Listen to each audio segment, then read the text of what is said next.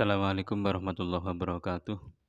Alhamdulillahirabbil alamin wassalatu wassalamu ala asyrafil anbiya'i wal mursalin sayyidina wa maulana Muhammadin wa ala alihi washabbihi ajmain. Para pemirsa yang dirahmati Allah, pada kesempatan kali ini kami ingin menyampaikan tentang bagaimana hukumnya memakai atau membawa jimat atau membaca mantra-mantra, hizib dan lain sebagainya. Baik para pemirsa, ada kalangan atau ada pihak yang memang sering menuduh bahwa membawa jimat atau membaca doa-doa, membaca hizib itu syirik. Mereka menggunakan argumentasi dalil mereka pada hadisnya Rasulullah. Memang ada hadisnya Rasulullah dalam kitab Musnad Imam Ahmad, hadis ke-16.781 kalau tidak salah. Hadisnya memang betul ada bunyinya man allaqa tamimatan faqad asyraka. Man allaqa tamimatan faqad asyraka. Barang siapa yang menggantungkan jimat, maka dia syirik. Tapi hadis ini ternyata oleh para ulama, hadis ini maksudnya adalah dalam kitab Faidul Qadir disebutkan bahwa maksud dari hadis ini adalah jimat yang tidak ada zikirnya, tidak ada asma Allahnya, dan tidak ada Al-Qur'annya. Artinya memang jimat yang mengandung kesyirikan. Kalau itu memang ulama sepakat memang itu tidak boleh. Begitu. Sehingga begini, dalam kitab Fathul Qadir itu disebutkan bahwa kalau jimat atau mantra-mantra, doa-doa yang di situ ada zikirnya, ada asma Allahnya, ada Al-Qur'annya dan lain sebagainya, maka dalam kitab Fathul Qadir itu fala nahya anhu, maka itu tidak dilarang. Karena begini, dulu ada seorang sahabat namanya Auf bin Malik al-Asja'i. Auf bin Malik al-Asja'i ini bertanya kepada Rasulullah, Kanjeng Nabi, dulu kita pada zaman jahiliyah kita sering membaca mantra-mantra yang ada jampi-jampinya. Kemudian jawabnya Rasulullah bagaimana? Jawabnya Rasulullah, "Iqridu alayya ruqakum." Saya baca, "Iqridu alayya ruqakum la ba'sa birruqa ma lam yakun fihi syirkun." Iqridu alayya ruqakum la ba'sa birruqa ma lam yakun fihi syirkun. Perlihatkanlah mantra-mantra kalian selama itu tidak mengandung kesyirikan, maka itu tidak apa-apa. Jawabnya Rasulullah ngoten. Jadi kalau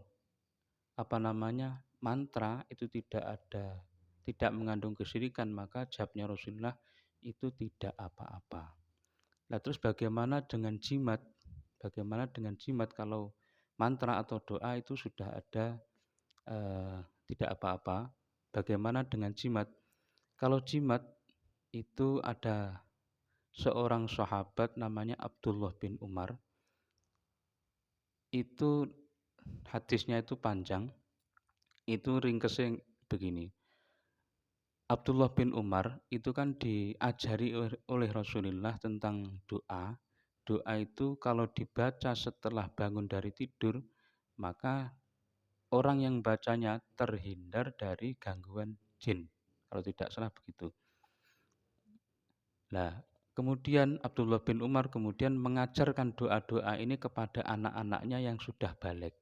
Anak-anaknya yang sudah balik itu diajari untuk mengamalkan doa-doa itu.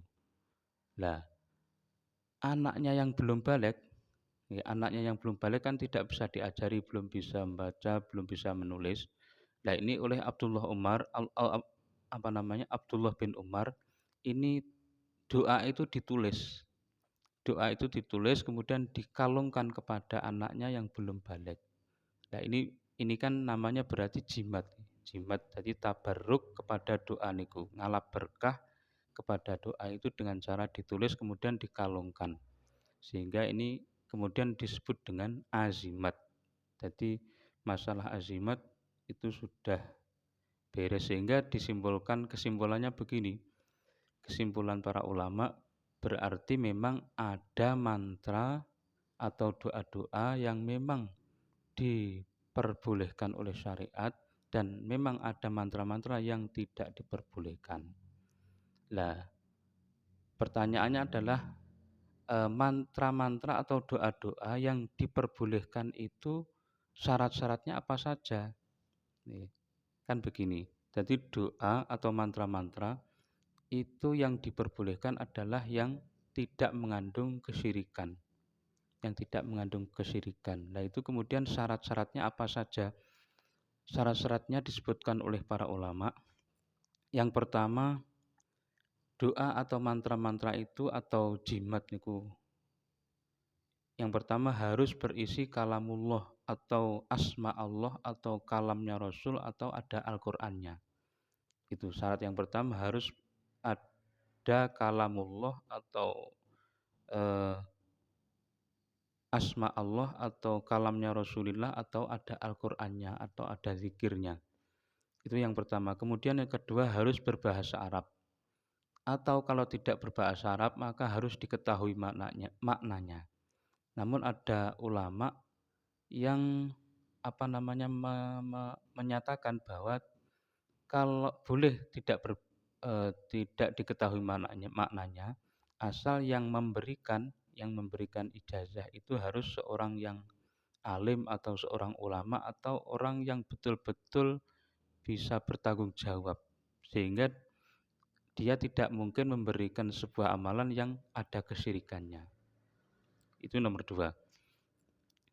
Kemudian yang ketiga yang paling penting adalah dia harus meyakini bahwa yang menjadikan apapun itu adalah Allah, yang bisa memberikan dampak, yang bisa menjadikan apapun itu adalah Allah. Sementara doa-doa, mantra-mantra atau jimat itu hanyalah sebagai perantara saja. Sebagaimana awak dhewe sebenarnya yang ketiga ini adalah itu sudah maklum di kalangan kita Ahlus Sunnah yang ketiga itu.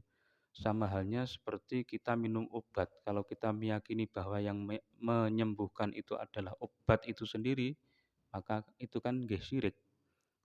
Sehingga nggak perlu kita lari ke jimat, baru kita minum obat saja kalau dia meyakini bahwa yang menyembuhkan itu obat, maka itu kan syirik. Jadi kalau sekalian kami sampaikan bahwa akidah Ahlus Sunnah niku prinsipnya ngeten.